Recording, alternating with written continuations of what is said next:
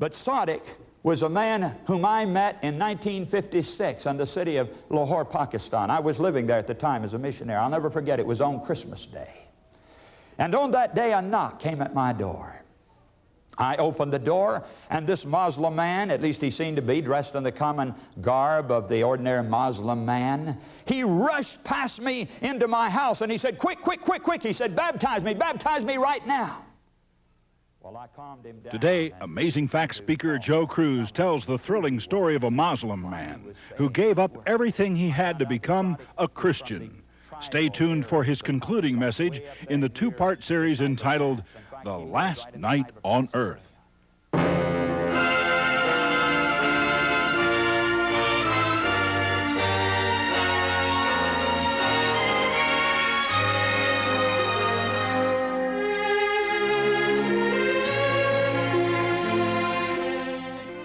Now, I want to try to answer the question today as to why so few people will be saved. Why so few people will really accept the message of truth and enter into that ark. You know, of course, what our Lord said. As it was in the days of Noah, so shall it be also in the days of the coming of the Son of Man. All right.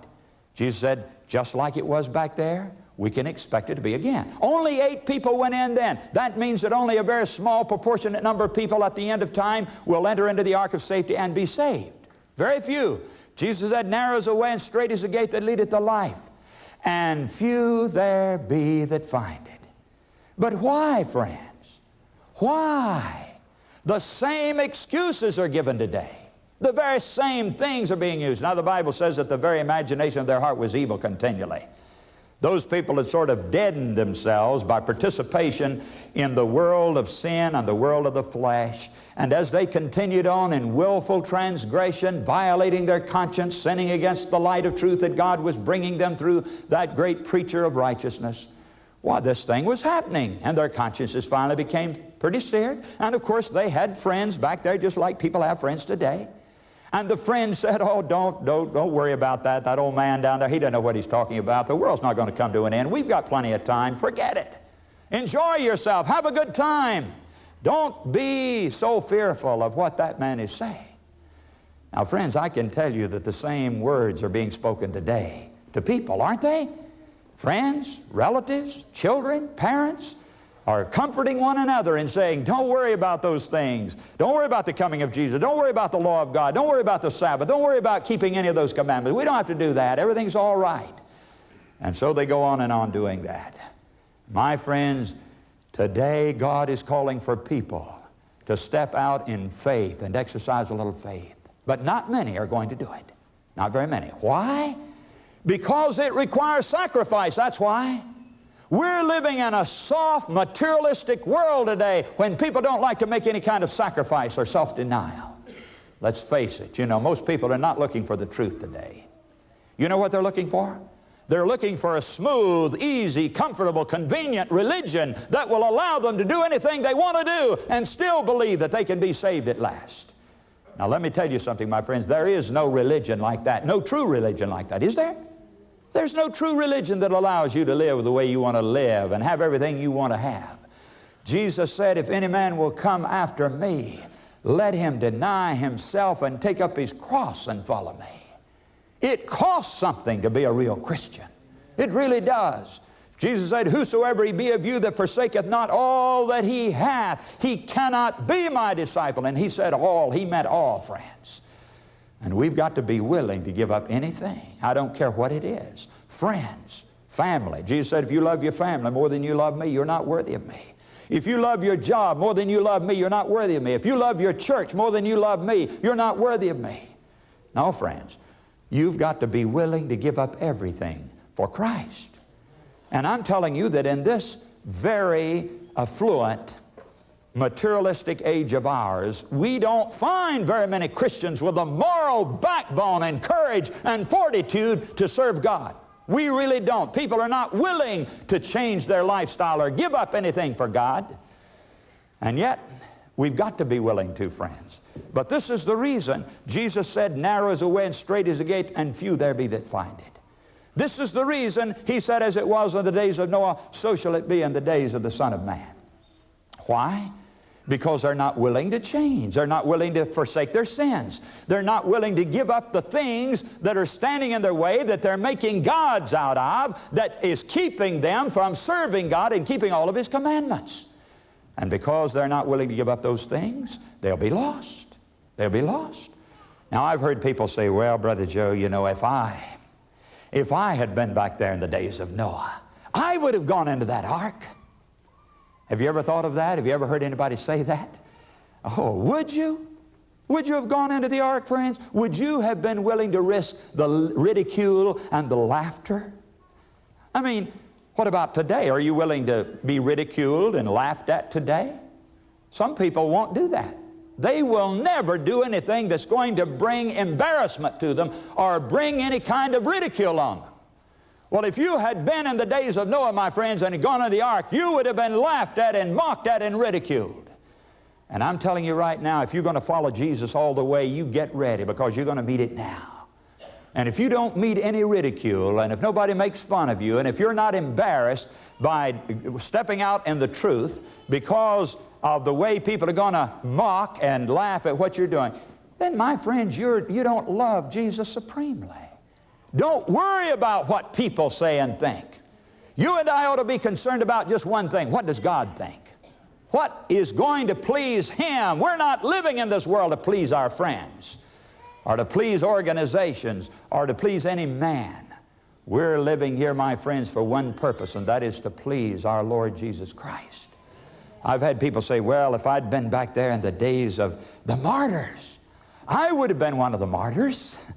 Would you have been one of the martyrs? Millions of people died during those dark ages. You know what happened. And every one of them could have saved themselves by just one thing. Do you know how they could have saved themselves? Let me explain, friends, how that could have been. You could have saved yourself, had you been living back there, by going up in front of an idol and putting a little pinch of incense. You see, those people were brought to this place where there was an idol and a place for incense, and here was the stake over here. And you would have been told, now, if you go up there and offer that incense to the idol, you're home free. You can go home to your family. But if you don't, there's the stake waiting for you. And you know that millions of people were willing to die rather than break one of the commandments of God. Can you say you would have been one of them? You would have been one of them? Maybe you would. But I'll tell you something, unless you would rather die today rather than break God's commandment, you wouldn't have been one of those martyrs then, would you? You would not. You would not. Oh, it wasn't very easy to be a martyr, my friends. No, no. And all you need to do is just go up there and put a little incense. And you might have said, well, I'm just going to pretend to do it. I'm not really going to do it. God knows that I'm not worshiping that idol. I'm just going to go through the motions of it. Doesn't matter, my friends. It would have been an act of disloyalty to God. Those people weren't willing to do that. They died rather than do that. Now, they weren't worrying about losing a little money, were they? They weren't worrying about losing a few friends, were they? They weren't worrying about their job and whether they're going to lose their job. Their lives were on the line, but they said, that's all right, I'm going to die before I'll break God's law. How many people do you find today that have that kind of moral courage, friends? How many people? This is why Jesus said, as it was in the days of Noah, so it'll be in the days of the Son of Man. People don't have that kind of martyr faith today. People today aren't willing to give up a few dollars, let alone their lives. They're not willing to sacrifice a few friends, let alone their lives. They're not willing to give up their job, let alone their lives. Oh, no, friends. People today are weak, spineless, no courage, no faith compared to what those martyrs were. Listen, there are some martyrs around still. Don't misunderstand me. And I'd like to tell you about one of them. You may have read about Sadiq in my book called Reigns on My Life. But Sadiq was a man whom I met in 1956 in the city of Lahore, Pakistan. I was living there at the time as a missionary. I'll never forget, it was on Christmas Day. And on that day, a knock came at my door. I opened the door, and this Muslim man, at least he seemed to be, dressed in the common garb of the ordinary Muslim man, he rushed past me into my house, and he said, quick, quick, quick, quick. He said, baptize me right now. Well, I calmed him down, and he began to talk and to tell me who he was and why he was saying these words. I found out that Sadiq was from the tribal areas of Pakistan, way up there near the Khyber Pass. In fact, he lived right in the Khyber Pass area, near the borders of Afghanistan. And that's an area that is ruled by Muslim law. There is no government control up there. And when I traveled up there myself, they sent an armed guard along with me because they could not guarantee safety. Up there, every man carried a gun or a knife or an axe, and they took the law into their own hands. And so this man was from that area. And he told me what had happened up in that area. You see, a colleague of mine had been up there holding evangelistic meetings, and he had a tent there. And every night this Muslim man would travel from his work home, and he'd pass right by that tent.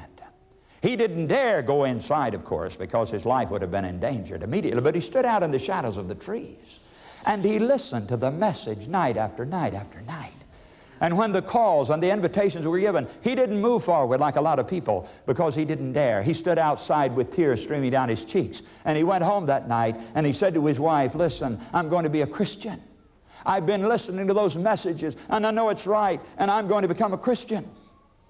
Well, my friends, the next day when he came home from his fine government job, he found his house empty. His wife and children had been taken away by his father-in-law. He was never to see them again. And then, the next day after that, he lost his job with the government because his relatives went to the government and intervened against him. He was now an infidel, and so there was no job for him any longer in the government. A few days after that, he was waylaid by his own relatives and beaten almost to death. He was left for dead, unconscious in the gutter. When he recovered his consciousness, he fled for his life and came down to the teeming city of Lahore, Pakistan. He had found out where this evangelist lived, and here he was now in my living room begging me, "Please baptize me now." And my friends, we filled the baptistry, and we baptized Sadiq that day, and I'll never forget that as long as I live.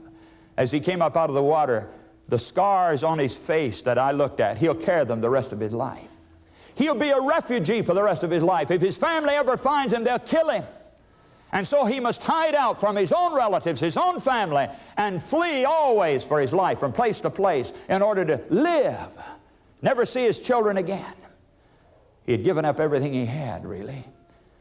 He was a member of my church there. I'll never forget. He came to me one day and he said, "Please, Pastor, go and talk to the mission board and have them send me over into Afghanistan." He said, "I want to go as a peddler and seller of cloth, and I'll give out copies of the Bible as I go, and I'll spread the message."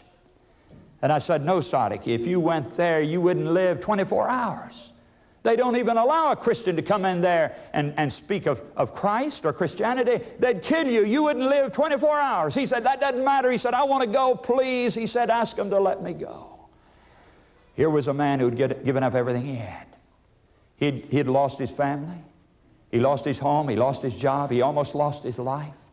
And now he's saying, "Let me go. I want to go there." My friends, do you know what it is to sacrifice? What are you giving up for Christ? What are you giving up for Christ? There are some, my friends, in this city who won't even give up a friend or a dollar or a few trifling worldly things. I've had people tell me, "Well, look, I can't change my way of dressing. I can't give up these worldly things. I can't give up my pork and my shrimp." Oh, friends, listen, what do we think? What kind of a religion are we looking for? Are we looking for a cheap religion that doesn't require anything? If it doesn't cost us anything, it's not worth anything, my friends. It's not worth anything. We've got to be willing to give up everything. We must be willing to give up everything. And I appeal to you to make that decision to go all the way with Jesus. Don't be afraid of that. Some people say, "Well, Brother Joe, if I'd lived back in the days of Jesus, I would have been one of his disciples." Would you have been one of them? Do you know what it meant back there to really follow Jesus? You were thrown out of the synagogue. Do you know what that involved? That meant that you were disinherited from your family. You were boycotted in your business. You were actually counted as though you were dead. Your own friends considered that you had died, the funeral had been held, and you were gone. They wouldn't even acknowledge your presence. They really wouldn't. That's what it meant to be cast out of the synagogue. You say you would have been a follower of Jesus back there? Maybe, maybe. If now you're willing to suffer anything for Him, then you would have been a disciple maybe. If you'd be willing to give up anything, your friends, your job, your church, anything at all that comes between you and God and obedience to Him, then of course you would have been a disciple of Jesus back there, because that's what it cost them. It cost them their church, their family, their home, and their business. And we've got to be willing to give up any of those things, my friends, or even all of them if it's necessary. We've got to give up everything to follow Him. You come back there to the days of Noah. What about Noah's day? Was it easy then? Did it sound very logical or convincing to be talking about a flood, my friends? Do you know what the world was like in those days? Listen, they'd never even seen any rain come down out of the heavens, had they? The whole earth was watered by a mist that came up from the face of it, we're told. And those antediluvians had never seen it rain in their whole lifetime. Now, it might not be hard to convince people today that there might be a flood, especially if you go through one of these rainy seasons, as so many places are doing these days. But listen, friends, if you had never seen rain in your life, it would be pretty hard to convince you that a flood was going to come and wash everything away and destroy every bit of life. It really would, and that was the situation back in the days of Noah. And he proclaimed that message right up on the dry side of a hill where it had never rained. He was building a boat of all things. There wasn't any water within, I suppose, hundreds of miles. We don't know, but anyway, it wasn't going to rain. Everybody knew that. And yet for 120 years, the message rang out from that boat side that it was coming, it was coming, it was coming, and the people listened to it, and they got gospel hardened just like they do today as they heard it over and over again. And then, of course, the last day came. And Noah, bless his heart, had put away his tools now. It was all finished. His friends had helped him. His relatives had helped him. And now it was done. And he stood up there to talk to them, to preach to them, to invite them for the very last time. Can you imagine what that dramatic scene must have been like, friends? Listen, I've thought about it many times. And if I could go back in history, if I could move back through the years and listen to just one sermon that's ever been preached on this planet Earth, I think it would have to be that last sermon of Noah. Wouldn't you? I've loved to have been there to hear what he said to those people. Oh, I've imagined, I've tried to go back in my mind to what it was like as he stood there knowing that this was it now. He was going to give his last invitation after 120 years. Oh, I know what it is to give a final invitation after a month. But I don't know what it's like to give a final invitation after 120 years of preaching. That was a long crusade. It really was. But there he stood now, and he preached to those people, and he appealed to them to make their decision, and he looked down into the faces of those people, his own friends, his own relatives. Many of them had been co-workers with him there, no doubt, in helping to build the ark. And he pleaded with them. He said, friends, it's coming. It's coming. This is the last call now. This is the final invitation. You've got to come in. It's your only hope. Don't let anything hold you back. Come on. Come into the ark with me. You saw the animals go in. You know that God's been working in this. And my friends, I can just imagine the deep stirring of the Spirit of God on the hearts of those people. Can't you? Oh, I think that there were people out in that audience that day who were stirred so deeply with conviction by the earnest words of that preacher that they started moving. I can see a wife over here, and she begins to work her way through the crowd to go forward, and her husband reaches out and pulls her back. I can see a young person over here begin to move forward, and the parents reach out and pull him back. And people whisper to each other, and they're stirred with conviction. But that's all there was. Noah kept on talking, kept on pleading. And then I can see the old man as he turns weeping, and he walks through the door of that ark, and then he comes back again, and he stands there and makes a final call. And once more, the people move uneasily in their places because they believe what he's saying. They're stirred by what he's saying. But then finally, poor Noah has to turn, and with tears on his leathery cheeks, he walks back through the door of the ark, and then an unseen hand closes that door. And I can see the people as they stand out there talking, and one says to the other, "My, have you ever heard anything like that? Wasn't that something? Do you think he really was telling the truth? Do you think there really will be a flood?" And then the people began to sort of scatter. And then they went to their homes, and it was a very uneasy time. And maybe for a day or two, they were still very, very uncomfortable and under conviction.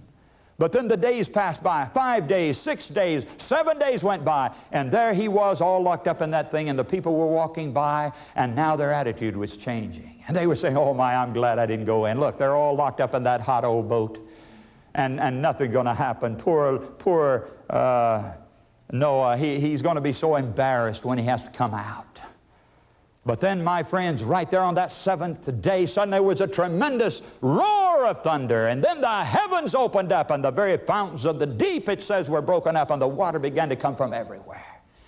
And people began to run to get away, running to the highest mountains they could find and climbing the highest trees they could find.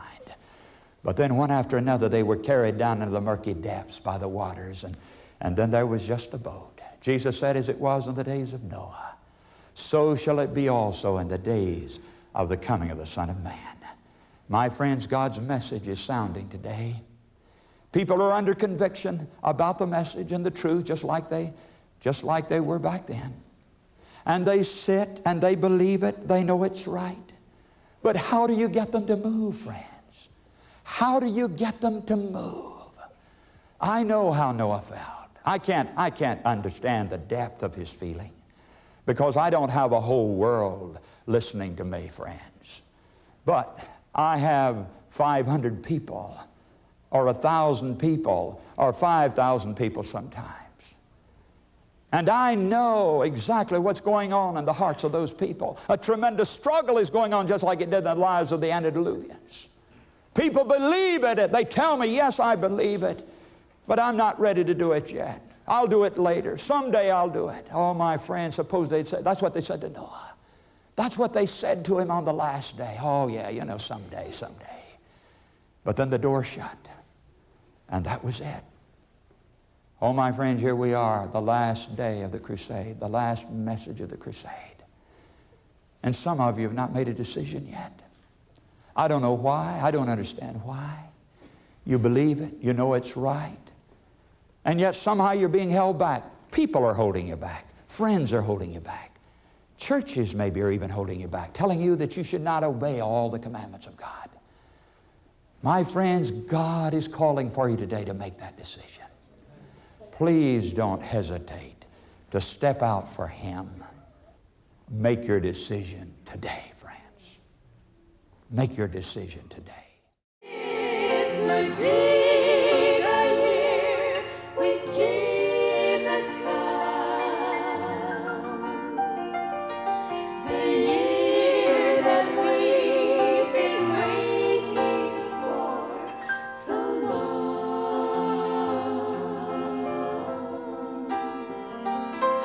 We'd have so little time to get our lost world won. If this would be the year when Jesus comes.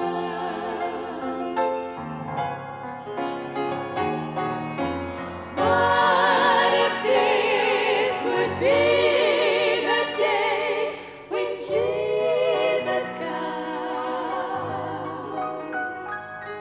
The day that we've been waiting for so long.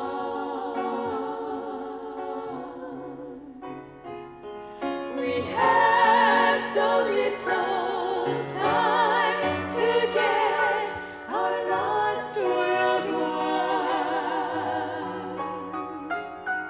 If this would be the day when Jesus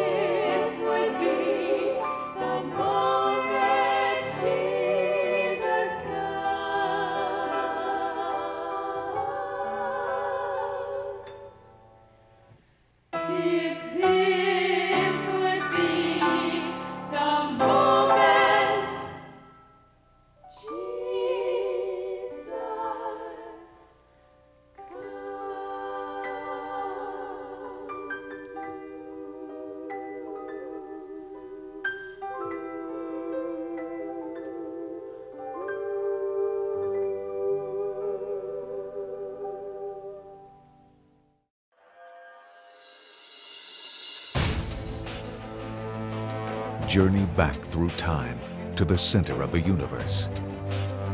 Discover how a perfect angel transformed into Satan, the arch-villain. The birth of evil, a rebellion in heaven, a mutiny that moved to Earth. Behold the creation of a beautiful new planet and the first humans. Witness the temptation in Eden. Discover God's amazing plan to save His children. This is a story that involves every life on Earth. Every life. The cosmic conflict. If God is good, if God is all-powerful, if God is love, then what went wrong? Available now on DVD